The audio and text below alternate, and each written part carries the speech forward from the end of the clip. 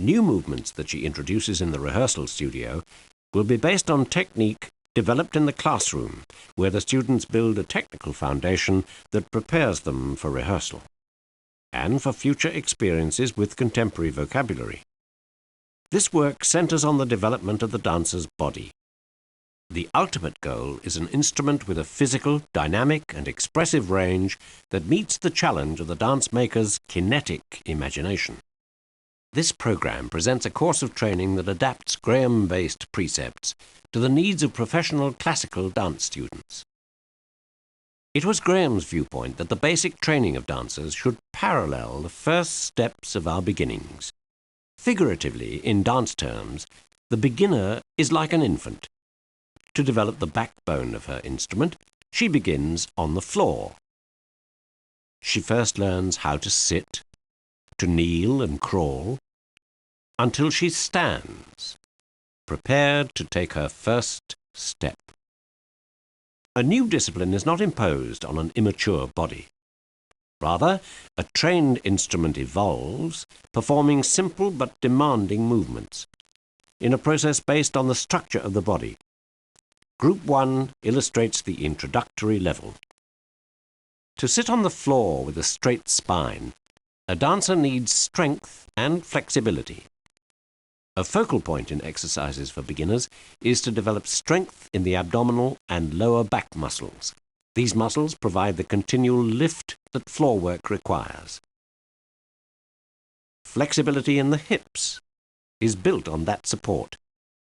Balance develops on the basis of coordination of the torso with the arms, legs, and head.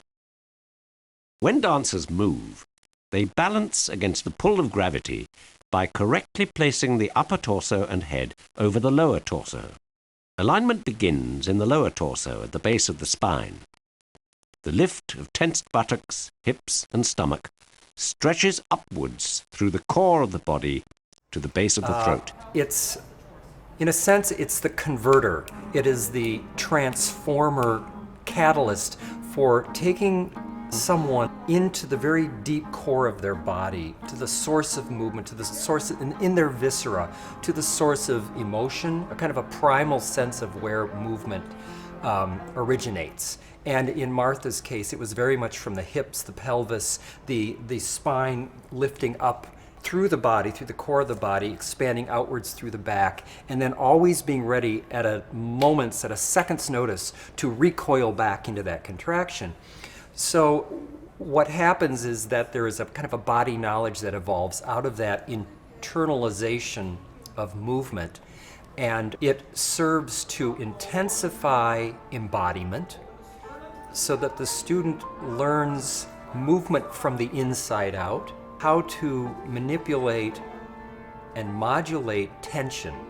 Tension meaning an active pull between points of opposition, so that a stretch is not merely a letting go and a seeing how far one can reach, but it's an active engagement where it comes from a source and can pull back to that source. There's something of value, I think, in retrospective viewing, where if we look at the Graham technique as having evolved since the early 30s, mid-30s, when Martha had her first group of women together creating dances for the 92nd Street Y or the stage in Manhattan, we see the technique has evolved over 80 years.